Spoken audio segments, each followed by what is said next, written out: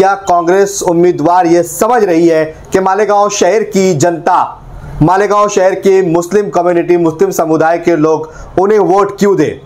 पहला सवाल। दूसरा ये, क्या कांग्रेस उम्मीदवार ये समझ रही है कि मुसलमानों की मजबूरी है कांग्रेस पार्टी को वोट देना?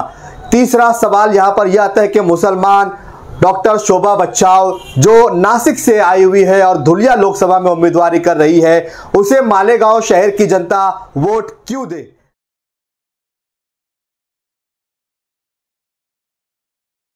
राजनीति, आंदोलन, किसान, करप्शन, गरीबी, इन सभी मुद्दों पर आवाज उठाएगा अब तक न्यूज इंडिया। सत्ता के आगे जब भी सवाल कमजोर पड़ने लग जाए तो सवाल उठाने पड़ते हैं। बोल के लफ्ज आजाद है तेरे, बोल के सच जिंदा है अब तक। आज हम बात करेंगे धुलिया लोकसभा के चुनाव के कांग्रेस उम्मीदवार की। कांग्रेस उम्मीदवार की हम एक टाइटल दे रहे हैं, क्या कांग्रेस उम्मीदवार ये समझ रही है कि मालेगांव शहर की जनता, मालेगांव शहर की मुस्लिम कम्युनिटी, मुस्लिम समुदाय के लोग उन्हें वोट क्यों दे? पहला सवाल। दूसरा ये, क्या कांग्रेस उम्मीदवार ये समझ रही है कि मुसलमानों की मजबूरी है कांग्रेस पार्टी को वोट देना?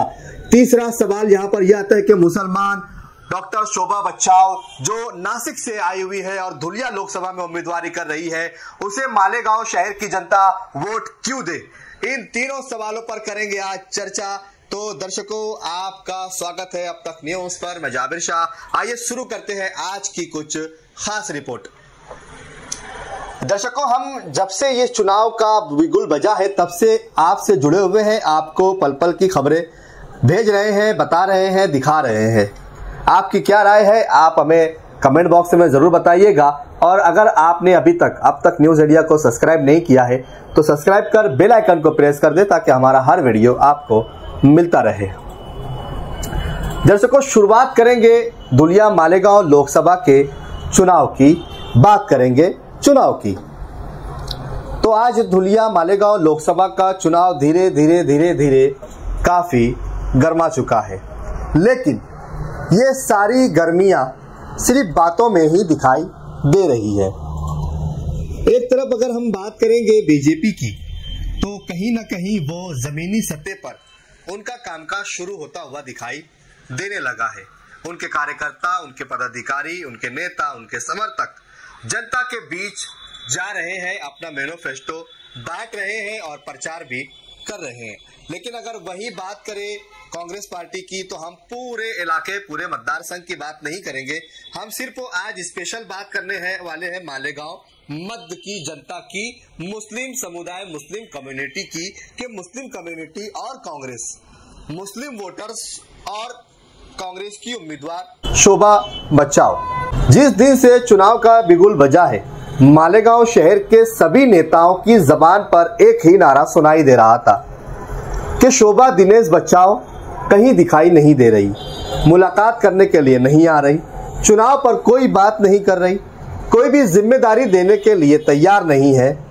कार्यकर्ताओं को किस तरीके से जोड़ा जाए, यादी पर उन्हें काम किस तरीके से दिया जाए, चुनावी बेदारी किस तरीके से मालेगांव मध्य में लाई जाए, क्योंकि मालेगांव शहर 3.5 लाख वोट रखने वाला एक ऐसा मतदार संघ है जहां की लीड को तोड़ पाना मुश्किल होता है। लेकिन पिछली मर्तबा भाजपा के उम्मीदवार ने इस लीड को तोड़ा था, क्योंकि वोटों का परसेंटेज कम हुआ था, इसलिए ये लीड टूट गई थी। लेकिन इस बार ये बात चर्चित है कि मालेगांव शहर से बहुत ज्यादा आंकड़े में, बहुत ज्यादा परसेंटेज में वोट होने वाले हैं। लेकिन ये सारी बातें सिर्फ चर्चित है, जीरो रिपोर्ट अगर देखेंगे, ग्राउंड रिपोर्टिंग तो जीरो है। ग्राउंड पर इस तरीके का कोई भी कामकाज दिखाई नहीं दे रहा, सिर्फ और सिर्फ हवाई बातें चल रही है। अभी तक का, जब से चुनाव का बिगुल बजा है तब से लेकर अभी तक सिर्फ और सिर्फ राष्ट्रवादी कांग्रेस पार्टी के जिला सदर आसिफ शेख की एक सभा हुई थी, जिसमें कांग्रेस पार्टी की उम्मीदवार शोभा दिनेश बच्चाव वहां पर आई और जब भाषण देने के लिए खड़ी हुई तो उन्होंने कहा कि मेरी हिंदी अच्छी नहीं है, मैं मराठी में कुछ कहूंगी, कुछ हिंदी कहूंगी। अब यहाँ सवाल ये उठता है कि जब तक हम महाराष्ट्र में है तो ठीक है, हम महाराष्ट्र में मराठी कहते हैं। लेकिन ये चुनाव विधानसभा का नहीं, लोकसभा का चुनाव है। जीत कर जाने वाले उम्मीदवार को दिल्ली जाना है और दिल्ली में मराठी नहीं हिंदी चलती है, जो हमारी देश की भाषा है। तो अगर आपको हिंदी बोलना नहीं आ रहा है तो आप जीत के जाने के बाद दिल्ली के सदन में क्या मराठी में बात रखेंगे? ये पहला हमारा सवाल है। तो आपको सबसे पहले हिंदी सीख लेनी चाहिए, ताकि आप हिंदी मतदाताओं के बीच जब जाए तो हिंदी के शब्दों का उपयोग करें और उन्हें हिंदी में अपनी बात समझा सके। आपको हिंदी नहीं आती। दूसरा सवाल हमारा ये, मतदाताओं की हम बात कर रहे थे कि मतदाताओं ने कांग्रेस पार्टी को वोट देने की मंशा क्यों बनाई रखी है और मालेगांव शहर में प्रचार धीमे धीमे क्यों चल रहा है। अब अगर बात करें मालेगांव के नेताओं की, तो हमने आपसे कहा कि अभी तक सिर्फ आसिफ शेख की एक सभा हुई जिसमें उम्मीदवार दिखाई दी। उसके बाद मालेगांव शहर के जो रनिंग आमदार है मुफ्ती मोहम्मद इस्माइल कासमी, उन्होंने अभी तक शोभा बच्चाओं को अपनी पार्टी की ओर से समर्थन नहीं दिया, जबकि वो जमीयतुल उलमाए हिंद के मालेगांव के सदर भी है, अध्यक्ष भी है। उन्होंने अध्यक्ष होने के नाते अपना समर्थन, अपना पाटिंबा कांग्रेस पार्टी के उम्मीदवार को दे दिया, लेकिन बाहैसियत एमएलए अभी तक कोई भी समर्थन या पाटिंबा उन्होंने नहीं दिया है। दूसरी बात करें एमआईएम की पार्टी के जो पदाधिकारी है, जो जिला अध्यक्ष है, जो शुमाली सदर है, जो उनके पदाधिकारी है, उन्होंने स्पष्ट सवाल लेकर ये कह दिया कि हम कांग्रेस पार्टी को समर्थन नहीं करते, हम कांग्रेस पार्टी को सेकुलर पार्टी नहीं मानते, हम सिर्फ और सिर्फ शोभा दिनेश बच्चाओं को व्यक्तिगत पर्सनल पाटिंबा देते हैं, समर्थन देते हैं। यह भी यहाँ पर चर्चित मामला चल रहा है। अब बात करें दूसरे उम्मीदवारों की, अगर कांग्रेस पार्टी के जो जिलाई सदर है एजाज बेग, उन्होंने अपनी ओर से अभी तक एक भी सभा जलसा नहीं लिया है। अब मालेगांव की जो जनता है, जो मतदाता है, जो वोटर है, वो कंफ्यूज है।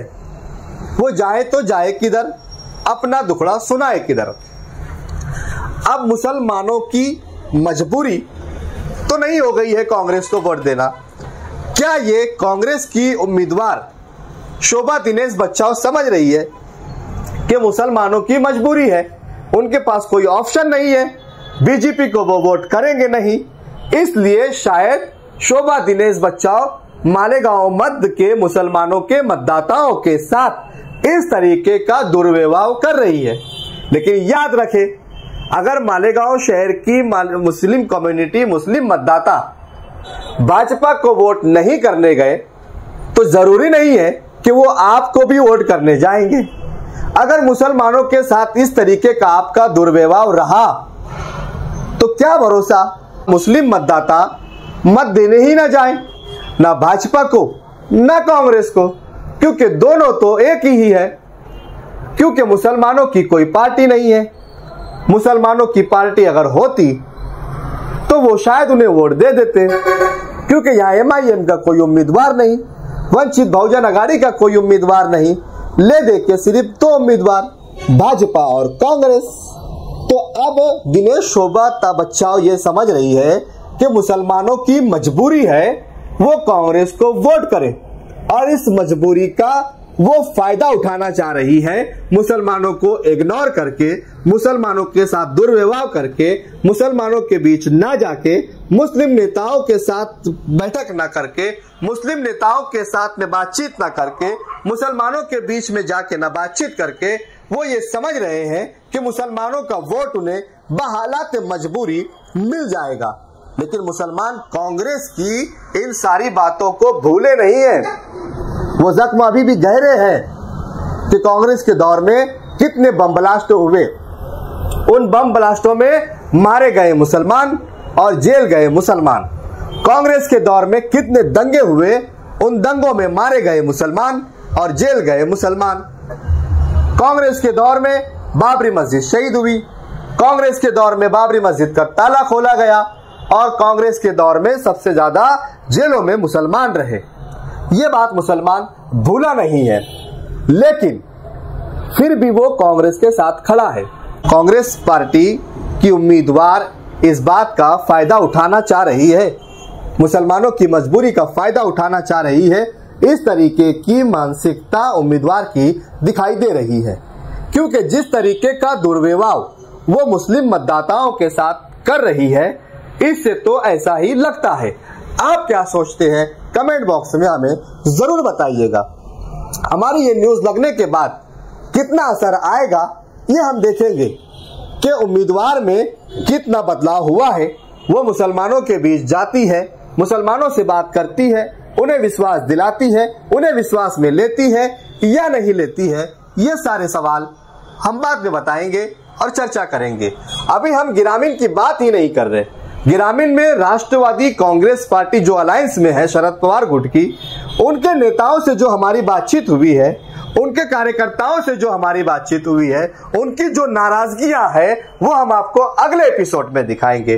उद्धव बाला साहेब शिवसेना पक्ष के पद अधिकारियों की जो नाराजगी है, उन्होंने जो अपनी नाराजगी व्यक्त की है, वो भी हम आपको अगले एपिसोड में दिखाएंगे। आज की वीडियो सिर्फ मुस्लिम मतदाताओं के लिए थी कि मुस्लिम मतदाताओं की मजबूरी का फायदा कांग्रेस पार्टी की उम्मीदवार शोभा दिनेश बच्चाव कैसे उठा रही है। अब आपकी अपनी क्या राय है, आप हमें कमेंट बॉक्स में जरूर बताइए। हमारी इस वीडियो से मुस्लिम मतदाता क्या सोचते हैं ये भी हम जानना चाहेंगे कि मुस्लिम मतदाताओं का अपना मत क्या है। क्या उन्हें इस उम्मीदवार के साथ क्या बातचीत करनी चाहिए, इस उम्मीदवार से उन्होंने कौन से आश्वासन या विश्वास लेने चाहिए, उम्मीदवार के जरिए कौन सी बात सरकार तक पहुंचानी चाहिए। ये सारे सवाल मालेगांव शहर के मुस्लिम मतदाताओं को इस चुनाव से पहले इस हल्के में सेकुलर पार्टी के नाम से उम्मीदवारी करने वाली शोभा दिनेश बच्चाव से जरूर पूछना चाहिए कि हम आपको वोट दे तो क्यों दे।